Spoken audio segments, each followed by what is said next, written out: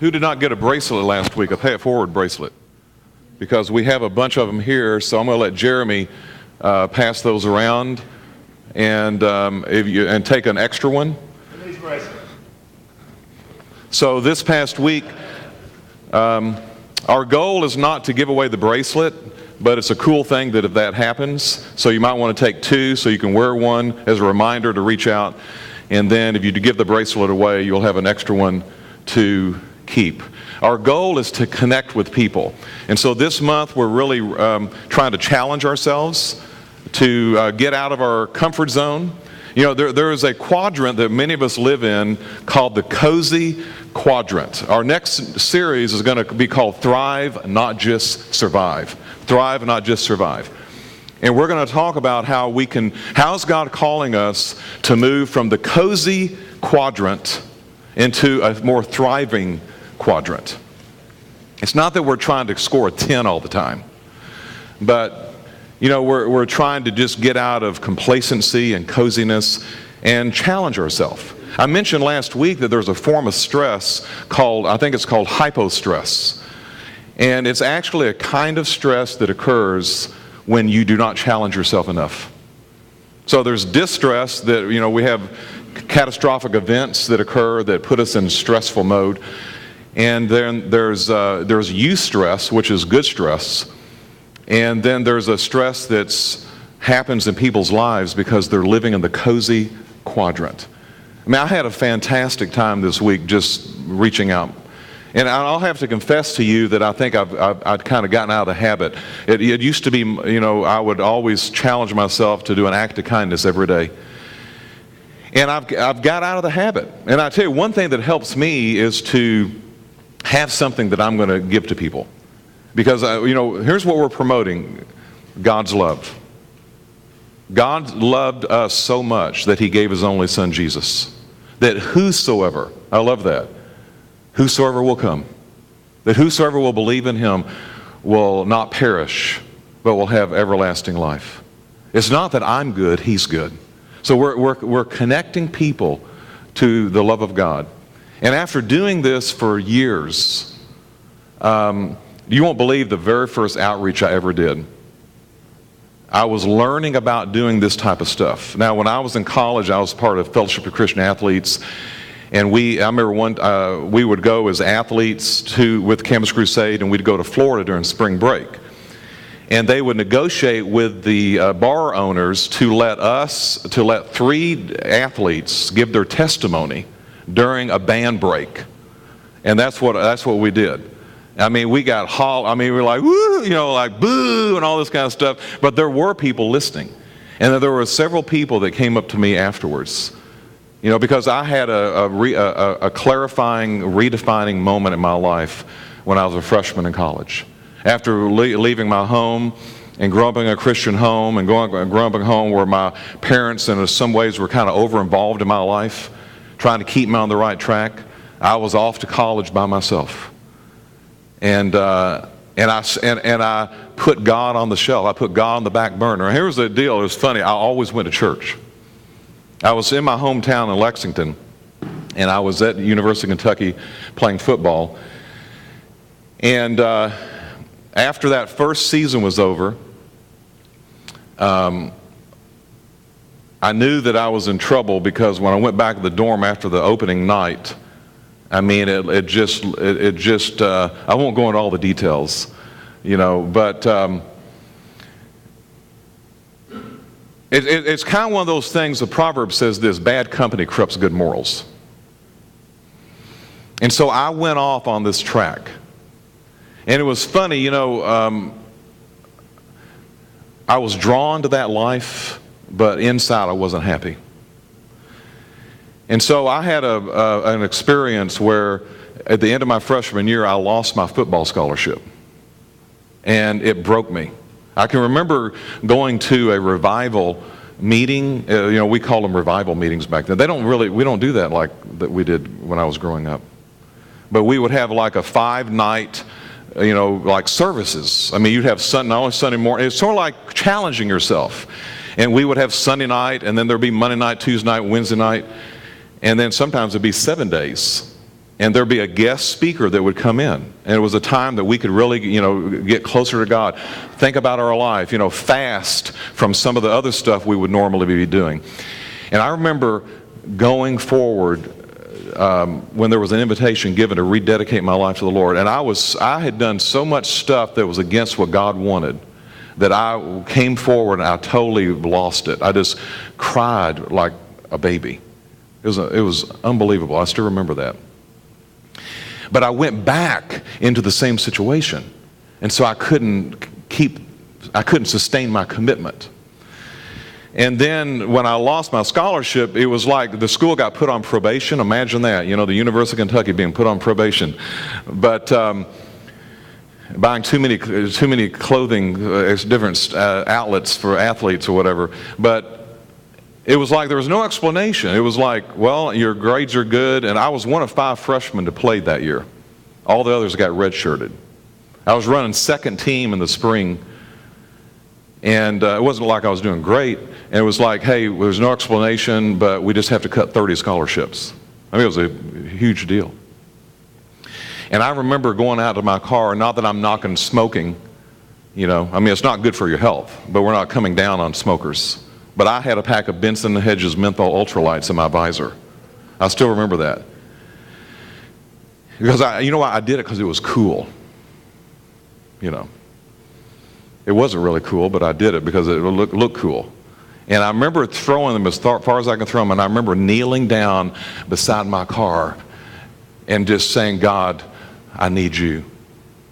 And just crying out to him. And the next thing I did was go to my wife, Marcia. We were dating. And I said, and I told her all that happened. I told her that this is not who I want to be. And I want to rededicate my life to the Lord. And I don't know how you feel about all this. And she looked at me, because I didn't know, maybe she was going to say, well, I don't want that. You're crazy, She looked at me and she said this, when I was home at my church for Easter, I went forward and rededicated my life to the Lord too. And so it's not that we've been perfect. I mean, if I could share with you all the different things that we've been through, God's been with us through the whole journey, but it's not been an easy journey. But we began to surround ourselves with people that could support us. I started a Bible study on the football team. And I went back on the team and I got my scholarship back the day of class. As I was walking, there were people that were praying I'd get my scholarship back before school started, or else I would have to pay tuition. I'm getting ready to walk out the door, and the head recruiter called me and said, Robert, we've decided to give you your scholarship back. So I never accomplished the things I wanted to athletically, but God began to kind of redirect me in a direction that I felt like that he wanted me to go in. Now, I have no idea why I told that whole story now. But all to say that, I know why I told it. So it was through that situation, getting involved in a new church that was starting, becoming the volunteer youth director, that I felt speaking on Sunday nights, majoring in speech communications, continuing to be involved in Fellowship of Christian Athletes, going to, doing the outreach in the spring break to Daytona Beach, and but the types of outreach we're doing now, I had never done. And that's called random acts of kindness, where you surprise people with something you do for free. The very first outreach that I ever did, check this out, was at the Cincinnati Vineyard Community Church in Cincinnati. I told you about this. The guy that started that church wrote the book Conspiracy of Kindness. And he was hosting a conference, and I went up there in the early 90s. Guess what they sent us out to do? Door to door, right? Door to door. Hey, how you doing? Would you like some free toilet paper? Don't y'all think that's funny? Come on. I mean, are y'all awake? I mean, give me a break. We gave out free toilet paper to every house. That was our first outreach. Would you like some free toilet paper? Yeah. Everybody needs toilet paper, right? But there's a certain kind I like, I like Northern. Yeah. But, so here's my point. I've been doing this stuff and working on doing this stuff ever since the early 90s. And I remember when I first moved here to Louisville, Steve Sjogren kind of coached me. He said, here's what I want you to do. I want you to get out on Bardstown Road. I want you to go to all the businesses, and I want you to offer to clean their bathrooms for free. Now, I haven't done that outreach in a while, but there's been some interesting things, some people I've met. There's some people I've met that are still involved in my life, involved in this church, have been supportive of my ministry, all because I got out and offered to clean someone's restroom for free. Hey, we're here to clean your bathroom for free to show you God's love, no strings attached. And we'd leave a business card, so they at least know who we are and what we're about. But after doing this a number of years, I've started saying this when I'm in Starbucks buying someone a cup of coffee, just showing you a little love today. So we've come up with this new slogan on the back of our outreach card. And do we have extra outreach cards? Okay. Well, Jeremy will be, we need to pick up extra outreach cards so that you can give a card with your outreach that you do this week. I give them a card and it says on the back of the card, because nothing is stronger than love. It's just a little soft sale for the love of God. And they can see that we're connected with Sanctuary Church. Our new website, by the way, is up and running. We're still fine-tuning it. Leanne Turner. Let's give Leanne a big hand. Yes. Yes. Take a bow, Leanne. Yeah. She's like, one more week. Yeah. But it's looking good. It's looking good. But our new website is sanctuarychurch.tv, and people can know who we are if they want to connect with us. So this past week I was at Starbucks. A guy came up. I go through the same things that you all probably go through too. I'm going to look foolish. They're going to think I'm stupid. They're going to reject me. The people behind the counter are going to get upset. Do you ever go through, how many people go through those thoughts in your head when you think about reaching out? Raise your hand. Okay? All right, and raise your hand if you're reaching out. So those of you that are not raising your hand, what kind of thoughts are going through your head that are keeping you from reaching out? Right? Those are my thoughts. I don't know what, I would love to hear what yours are that talk you out of reaching out. Mine are ego-centered. I mean, like, how am I going to look? What are they going to think? But this guy came up and I said, hey, we're doing a pay it forward initiative at our church and I want to buy your coffee for you for free. He said, you're kidding. I could tell he kind of warmed up. Now, it was only 2 days earlier that I'd got rejected. I got shot down. I offered to buy somebody's coffee at Centergoss downtown, and they took one look at our card and said, and gave it right back to me. But this guy that received the gift began to engage with me, and he said, wow, that's awesome. And he said, thank you so much. Where can I get one of those bracelets? And I said, there you go. He said, are you kidding? And he's like, and so we were able to have a conversation together afterwards. He's a young guy, moved here from New York he's been in New York 4 or 5 years doing computer stuff, and now he's living here in Louisville. There are people that are they're not necessarily meant to be here, but there are others that are meant to be part of the kingdom of God and what he's doing worldwide. But there are people that are meant to be here. And your outreach can be a difference in their life. I want to encourage you. I want to challenge you. Now, I challenge myself to do something every day. See, this is why there's grace. I think I did it 5 days. It's just a goal. But imagine the things that can happen if you reach out to someone.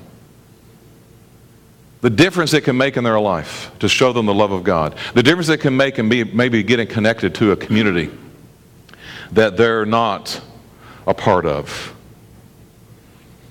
One lady came in, and so I'm at Centergoss with Eric, and I'm kind of, I got shot down, so I'm kind of like praying about who's the next person I'm supposed to reach out to. Several people come in, and Eric's going, where are you going to get them? I'm kind of praying to myself. I'm kind of waiting to see who I feel led to do this to. About 15 minutes later, a woman came in, and she was talking about what she should order, some type of Americano drink or whatever. And I went over as she was getting ready to pay, and I put my credit card down. I said, I've got it.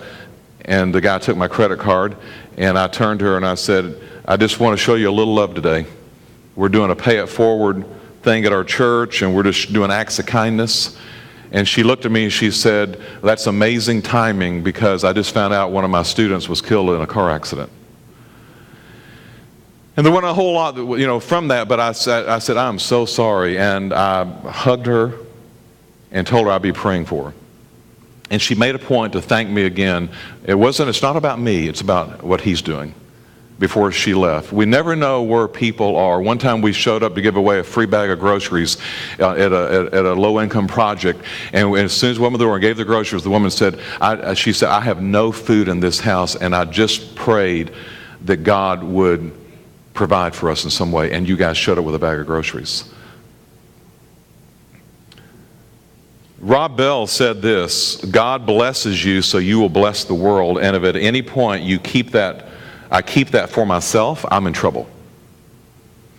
It's not like you're God's going to get you in trouble, but being self-absorbed and all caught up in your own thing can be toxic. God has given us grace so that we could be people of grace to people who need grace. And at any point that I keep that to myself, I'm in trouble. And at any point I become judgmental. See, we're talking this week, and by the way, you need to reach out in whatever way you feel led to reach out. These are just ideas. You see what I'm saying? These aren't gimmicks. It's now last week it was to be anonymous and reach out. This week it's to the needy. These are just ideas. Next week it's to people that you love. It's Father's Day. It's kicking people a little close to you. Next week it's to your neighbors. Next week it's workers. It's just an idea. However God is moving. The point is, do it. The point is to do it. God blesses you so that you will bless the world. And if at any point I keep that for myself, I'm in trouble. And if at any point I become judgmental about the person I'm thinking about reaching out to, and I don't do it because guess what I'm doing? I'm judging their condition. You see, when it comes to reaching out to the needy, it's so easy to do that. They're in prison because they deserve it. They're in a nursing home because they haven't taken care of their health.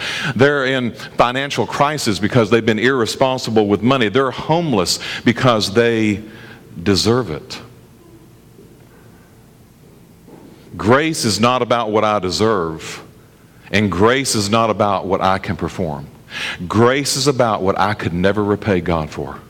And when it comes to grace, we all need grace. Wouldn't you agree?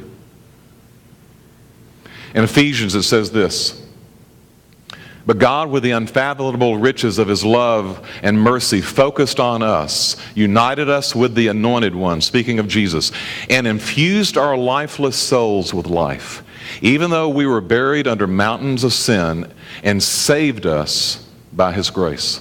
He raised us up with him and seated us in the heavenly realms with our beloved Jesus the Anointed, the liberating King. And he did this for a reason, so that for all eternity we will stand as a living testimony to the incredible riches of his grace and kindness that he freely gives to us by uniting us with Jesus the Anointed. For it is by God's grace that you have been saved. You receive it through faith.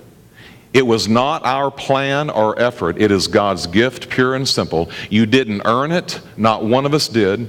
So don't go around bragging that you must have done something amazing. For we are the product of his hand, heaven's poetry etched on lives, created in Jesus to accomplish the good works that he created for us to do long ago. So God has given us grace so that we could be people of grace. Are you a person of grace? You know, last week we read a passage where Jesus said,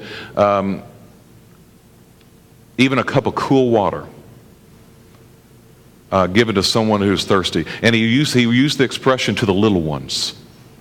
And it actually was an expression of people who are maybe overlooked or who are ignored. He said, you reach out to people like that, you're going to be really rewarded. You know, it's not that all people shouldn't be reached out to, but if you notice the needy, if you notice the poor, if you notice the overlooked, if you notice the ignored, and you give even just a cup of cool water. You know, the expression there, cool water, is like the most simplest of a gift. It can be a smile. It can be entering into a conversation. It can be holding the door open. It's the smallest way. See, many of us talk ourselves out of acts of kindness because of budgetary reasons. Oh, I can't afford to do that. I can't afford to pay $5. I can't afford to go pay $5 for myself to get a latte. There's something in your hand that God has blessed you with that you can give. There's something in your life. And here's a principle of the kingdom. The more you give, the more it'll be given back to you. Give, and it will be given to you. Full measure, pressed down, shaken together, overflowing, it'll be poured into your lap. For the measure you give out to others, it'll be measured back to you in return. You want to get more life in your life? Become a person of grace who notices what God is up to in people's lives. My prayer has been recently, because I feel like that even though my heart has always been in the right place, I've tried so hard to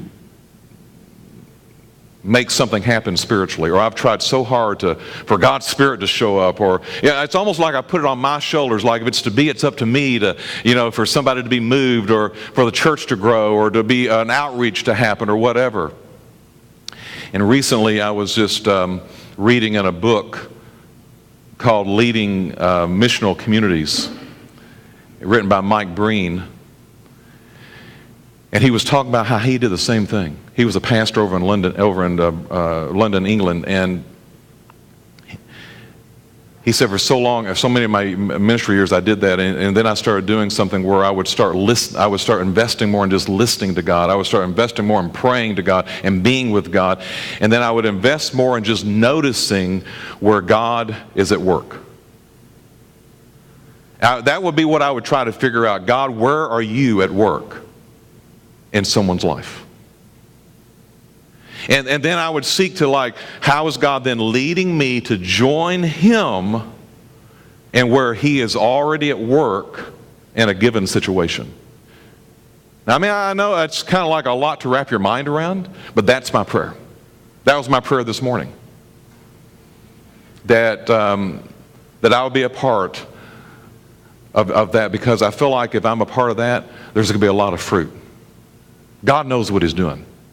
And if He's in control of this thing, there's going to be a lot of fruit, the fruit of people's lives being touched and changed.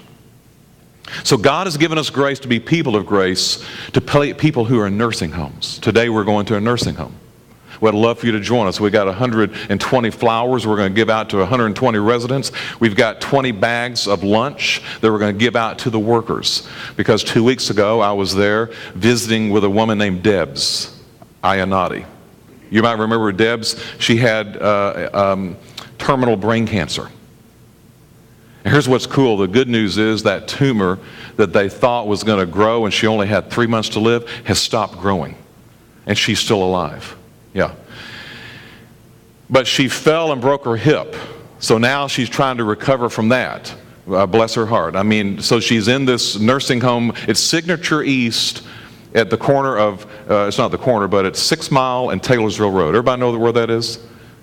If you're interested in going with us, meet me back at the 10-minute party. We won't be going out of here in 5 minutes, but we'll probably be going out of here in about 15 minutes after the service is over. We're going to be giving out, because I went in there and I saw all these nursing home people. Have you ever been in a nursing home? You know what I'm talking about. The faces, the desire, the longing. Maybe they're not all there, but the longing, the loneliness. Someone will connect with them. Well, we're going to do that. We're going to give them a flower. We're going to connect with them. We're going to connect with the workers who are there. So I told Debbie, I said, hey, we're going to be back in 2 weeks. I'm going to bring a group from the church. So that's what we're doing today. The overlooked, the ignored.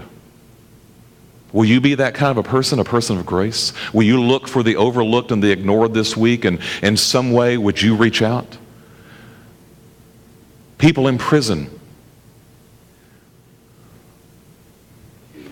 So I want to read to you in closing, and then Chris is going to come back up, and we have communion up front. It's a time that we can remember that Jesus gave His life for us. This is a very sobering passage. It's a reality check passage. And I'm going to set this up. Jesus is meeting with his core disciples. They have come to him and they've said this in Matthew chapter 24. Later, as Jesus was sitting on the Mount of Olives, the disciples came to him privately. So he's having a private discussion with his core group of followers, the original 12 disciples. And here's what they asked. It's a question that many people are asking today.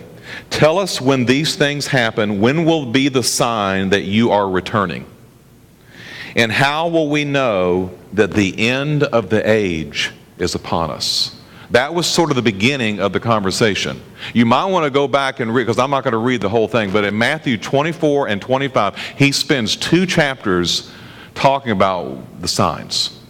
But just to give you a short glimpse, he says this, no one knows the hour or the day, not even the messengers in heaven, that is the angels in heaven, not even the Son, only the Father knows. So I think it's interesting when people say, in 2 years, the end is going to happen. Well, according to Jesus, he doesn't even know. No, the angels, only the Father. But he says this, as it was at the time of Noah, so it will be in the coming of the Son of Man.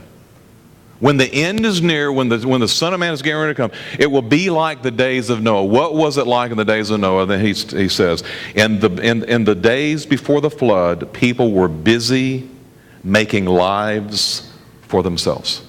That was it. That's it. They were busy making lives for themselves. That is the biggest deterrent of reaching out. And so he goes on and he says this,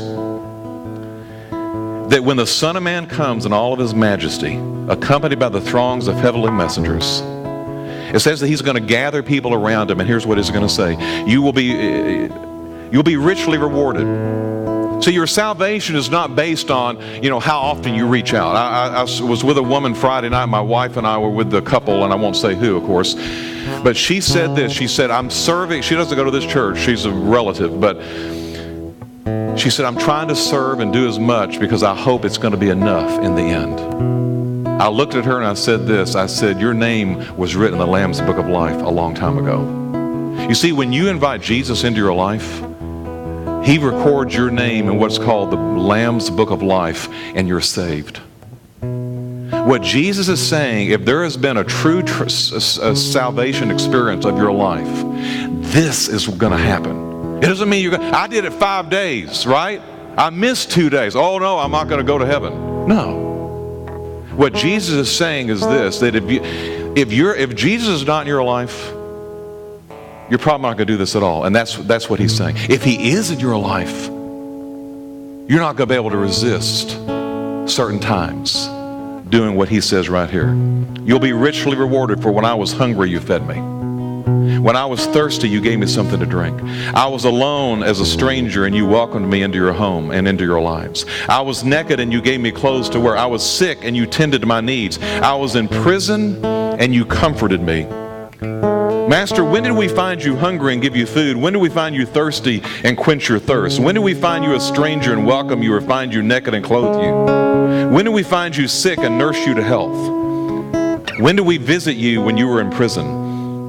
And Jesus said this, I tell you this, whenever you saw a brother or a sister hungry or cold, whenever you did it to the least of these, you did it unto me. For I was starving and you left me with no food. I was dry and thirsty and you left me to struggle with nothing to drink. I was alone as a stranger and you turned away from me. I was pitifully naked and you left me unclothed. When I was sick, you did not care for me. And when I was in prison, you didn't comfort me.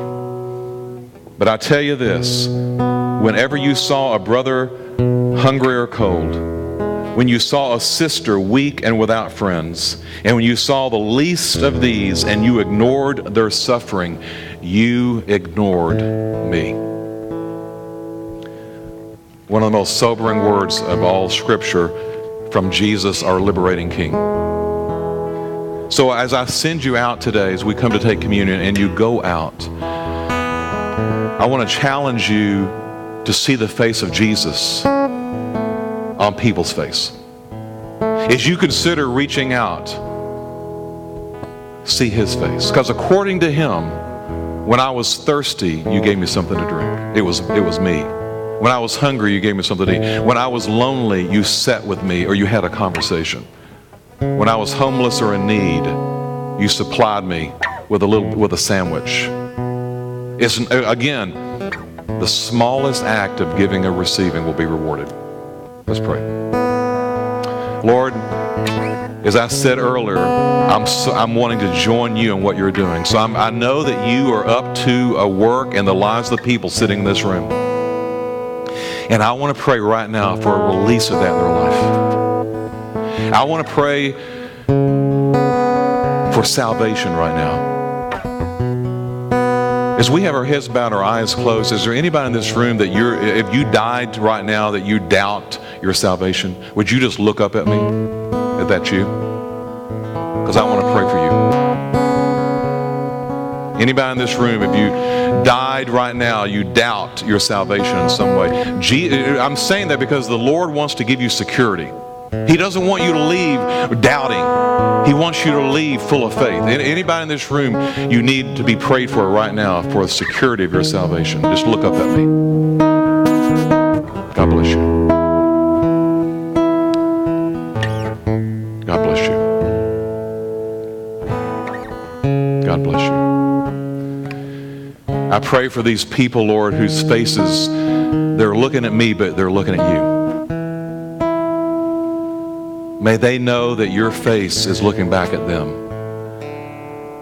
If you've looked up at me this morning, just say, Jesus, come into my life and save me. And in this moment right now, if you've said that, if you expressed that in your heart, you're saved.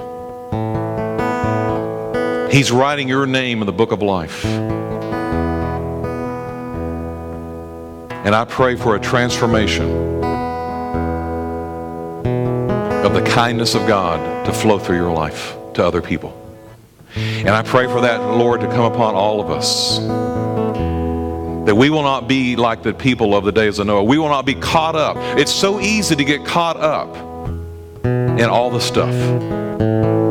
I pray we'll be caught up in you. In Jesus' name, amen.